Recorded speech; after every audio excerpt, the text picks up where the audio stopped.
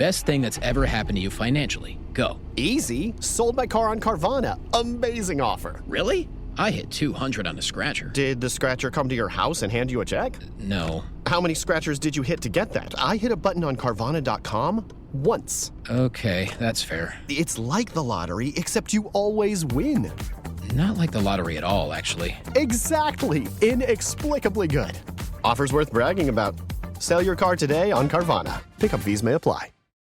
Not only do these guys give you the best Jazz coverage in the market, they've got you covered with the Mammoth, the Cougars, the Utes, and the Aggies. This is Jake Scott and Ben Anderson on 97.5, the KSL Sports Zone. Jake and Ben, 97.5, the KSL Sports Zone. Down goes Portugal. Spain is moving on. How's Salazar in there? How's the Mamba? He quite literally stormed out of the studio. I can only hope he was in tears. Portugal, Ronaldo's done. Done. Yeah, that's his last one. Isn't he 105 too? He's done. 104. Yeah. Gotcha. Well, let's talk some Utah Jazz basketball. Let's get to something important. A little summer league action. They have a game tonight, by the way, against the Grizzlies. Tip-off at the Huntsman Center is going to be at 7 o'clock. Our next guest does a wonderful job covering the Jazz for the Deseret News, and she joins us now. She is Sarah Todd. What's going on, Sarah? How are you? I'm doing great. No more Ronaldo on my screen for the rest of the summer, and I get to watch Darryn Peterson. So these win-win. are thumbs up. Yeah. I hope you had a happy 4th. I know you were working on the 4th, but hopefully you salvaged a little celebration too. Yeah, I had just enough time to get a microwave burger in and drink a cherry soda. So that was absolutely perfect. That was enough celebration for me. Well, let's talk about the debut of Darryn Peterson, because that's what everybody is talking about. I'm curious to your thoughts, and we always have to throw in the qualifier, right? First game of Summer League, and you can never tell. But I'm curious to your reaction to his debut. Yeah, I think the thing that I always tell people is that with Summer League, you take a grain of salt and also do your very best to not pay attention to the score. And, even if you can, don't pay attention to the box score at all, because, there's nerves that go into it. And a lot of these guys haven't played basketball competitively at all for literally months, because most, the rookies that we're looking at haven't played since March. And most of the guys that are coming back second, third year, whatever it may be, haven't played since the first couple of weeks of April probably, or before that if they were shut down at any part of the season.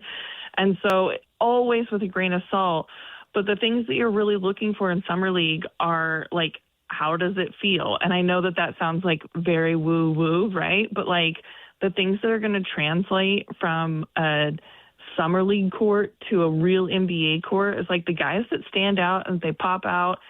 For the most part, that's going to translate. They're just the best guys on the court are going to look good in the NBA. So sometimes that takes a little bit more time to realize, right?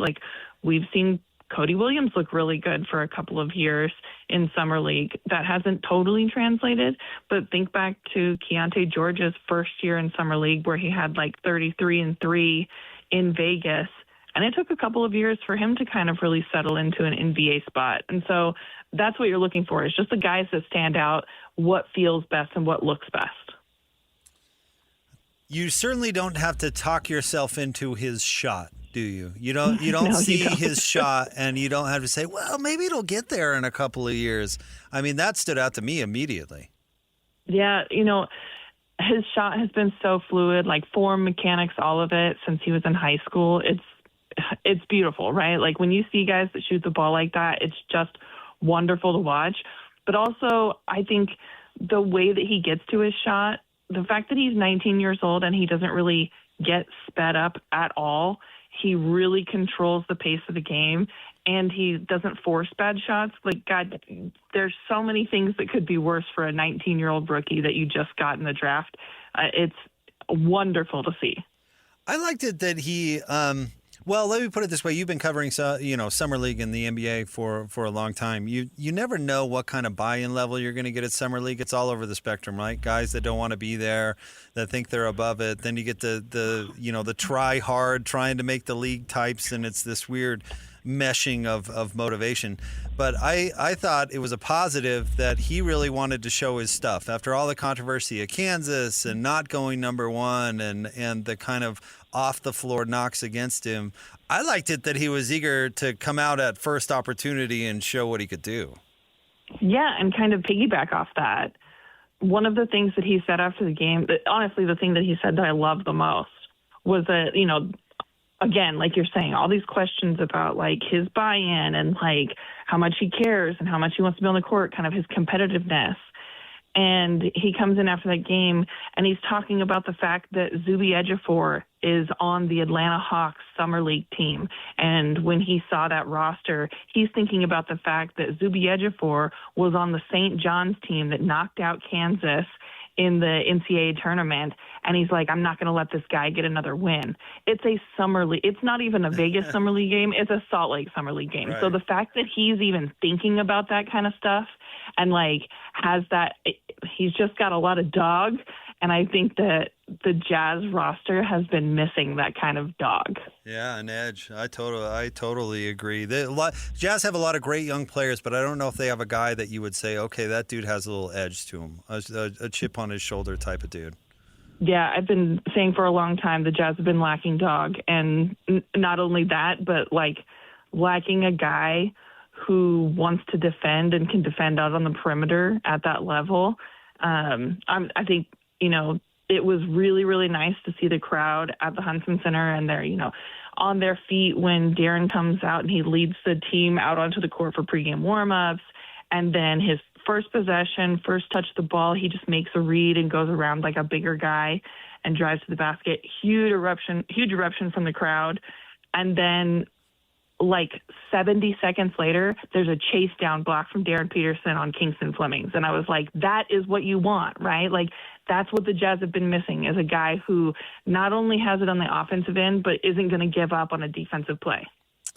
All right, Sarah, let's talk about some of the other guys. You mentioned Cody Williams in his previous summer leagues. What stood out to you about Cody in his debut this year? Yeah, obviously the athleticism, right? Like everyone's talking about the dunks, and that's something that Cody's been showing off for a couple of years. I think, if history is any indication, then we probably are not going to see Cody in Vegas. I don't have that on any good authority at all, but, the Jazz, for their third-year guys that they played in Summer League, they play a couple times in Salt Lake, and they haven't played in Vegas, so we'll see. But with Cody, it's like I need to see it during the regular season. I know what he looks like in Summer League. I know what he looks like against G League guys. At this point, I just need to see him on an NBA court be able to kind of assert that same kind of will. And then kind of same question about Ace Bailey. What stood out to you about him? Yeah, I'm really hoping that we still get to see Ace at some point this summer because he left that game with back spasms. That is, both concerning and not concerning, because it's like I feel like during the summer they're going to be really, really extra cautious. If a guy, breaks a fingernail, they might hold him out from Summer League games because they don't want anything to go wrong. But also, he should probably not be having back spasms at this point after, putting in some really good work the last few weeks. So that's just kind of on the back of my mind and hoping that all resolves itself very quickly. But I love that Ace looked really smooth and kind of like in his game. He also looks just like drastically stronger. He looks so much stronger than he did at the end of last season. And so it's exciting that kind of the other youngest guy on the team outside of Darryn has put on that kind of weight and that kind of strength in the course of just a couple of months. And so I'm really looking forward to seeing kind of what he looks like heading into the next season. I think all of the bright lights were on Darryn. I think that Cody kind of took a step up and kind of asserted himself a little bit more in the offense. And I don't think that Ace did that so much in that first game, but he looked really comfortable. He's going to be very, very, very good. I think so too. And kind of with that in mind, though, what are fair expectations for him this year? What is reasonable to expect as far as improvement in production goes for him? Yeah, like the easy answer is just to say better than last year, right? But I think the reasonable expectation should be that Ace Bailey has all of the tools to be like an excellent, excellent defender. And so you really want him to take a big jump on that side. And I think Ace's offensive game is kind of like we're talking about with Darryn's. Like, there's no questions about it. We know that Ace is really, really fluid. He's got a great feel for those mid-range jumpers. It's very KD-esque when you watch him. And so I don't have a lot of questions about what he's capable of on the offensive end, but like the expectation is that he really needs to jump into being one of the Jazz's premier defenders this year. Queen Carvania stood haloed by the morning sun. An army hung on her every word. My champions, I have sold my chariot on Carvana. 'Twas a lovely SUV, an inexplicably queenly offer. They're even coming to the castle to collect it. Tonight, we feast! An offer you can feast on. Sell your car today on Carvana. Pickup fees may apply. First time I've talked to you since the Walker-Kessler trade. I'm curious to your thoughts on how that played out for the Jazz and the Lakers, and Walker for that matter. Yeah, I think, everything that I think, I was hearing, everyone was hearing is that, we expected that there was going to be a resolution, and I think that was the plan. But I think that plan changes when the Lakers come to you and say, like, yeah, we're willing to just empty out the draft coffers for you. We will leverage the entirety of our 7-year future for this guy. So like that really changes the conversation. So the Jazz get, 2 outright unprotected first round picks plus rights to the 2 swaps. So like basically you're getting rights to 4 picks. And then on top of that, I think the kind of under talked about part of this is that the Jazz didn't have to take on any bad contracts. They didn't have to take on guys that they're going to have to waive or buy out or deal elsewhere. And they're just left with, all of this cap space and a trade exception. And so that's a really huge part, is that they're able to make this trade, get the future assets. And meanwhile, like, I know that the Lakers always somehow find a way, right? But they, to their name right now for the next 7 years, they have no tradable first round picks. They only have a pick swap and a second round pick to their name for the next 7. Like, that's it. That's all they have. So they really leveraged a lot to make this happen. And if you can kind of make a deal and have a lot of room left to work with, and also kind of, handicap one of your Western Conference foes, I think that's incredible. And as far as how it works out for Walker and the Lakers, like, they were desperate, and Luka Doncic, only has 2 more guaranteed years on his deal before his player option. Like, you have to make him happy. You have to give him something to work with. They had to do a deal like this, and Walker Kessler now gets to catch lobs from Luka Doncic. So I kind of think it's win-win-win. Steep price tag. It was kind of it was like a game of chicken. Which team wants to go into the season without a center? Because that was really the consequence in the short term. And I don't think Jackson Hayes is the solution. I know Nurk got his nose fixed, thank goodness, but I'm not sure if he's a solution either. What do you think the Jazz do as far as center going forward? Yeah, I mean, none of that is going to be a solution long term, right? But I think that anybody that thinks that the Jazz going into this particular season being a legitimate title contender, like, that's not realistic. And so it doesn't have to be that the Jazz have their perfect center for the timeline for this team right now. But having Nurkic there is a great piece to have to kind of get all of these young guys on board, up to speed, setting screens for them. He's a great guy for that. I mean, he showed that he can do those things last season, that it's, he's not too old yet, right? And so that's great for this season. This Jazz team needs to be able to prove that, as constructed, that they're able to win games. We haven't even seen most of the players on this team unlocked for a full season. And so that needs to be pushed forward. I think that the expectation is still, you make the playoffs. You definitely need to be a play-in team, at worst, make the playoffs. And down the road, the center position is going to need to be fortified a little bit, but that can happen over the next few years kind of as they ramp their way up through the Western Conference. What on earth is Boston doing? It's one of the worst trades I've ever seen.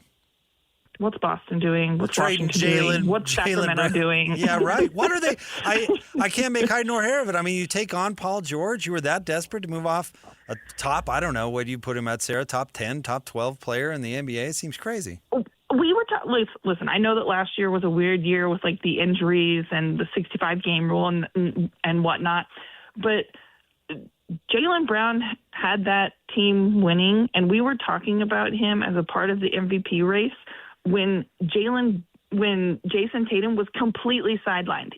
He helped to carry that Boston Celtics team, and I can't make sense of the fact that when you have that guy on your team, then you hand him to the team that beat you. That feels like it doesn't really, the math isn't mathing for me there.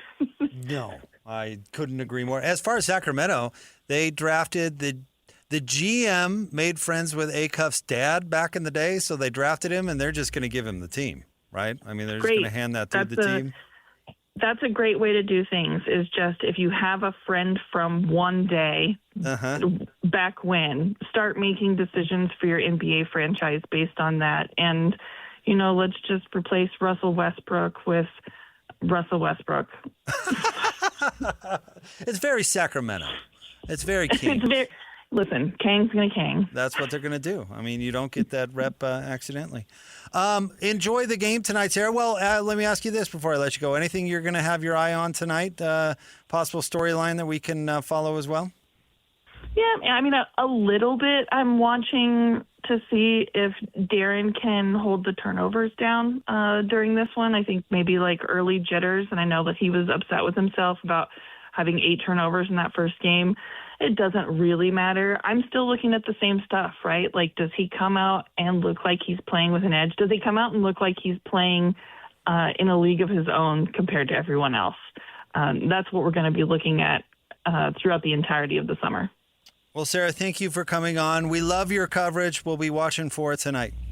Yeah, thanks so much. I'll talk to you guys soon. Thanks, Sarah.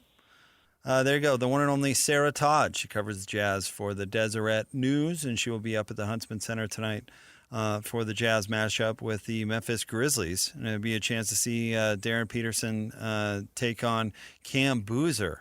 What a headline headliners tonight up at the Huntsman Center. And the Salt Lake City Summer League did draw a nice batch of interesting, compelling young players, including the Jazz own Darryn Peterson. And so we'll get to see those two go head to head. I was listening to Kurt Heelan on with Coach and Scotty G earlier today, and talk about how Memphis. Kurt was kind of thinking Memphis was going to be pretty good. I don't know about that. I think Cam Boozer, summer league good or regular season good? Regular season good. And I think he was trying to make the point of even some of the younger teams or lesser teams are still going to be tough wins for some of these teams that are trying.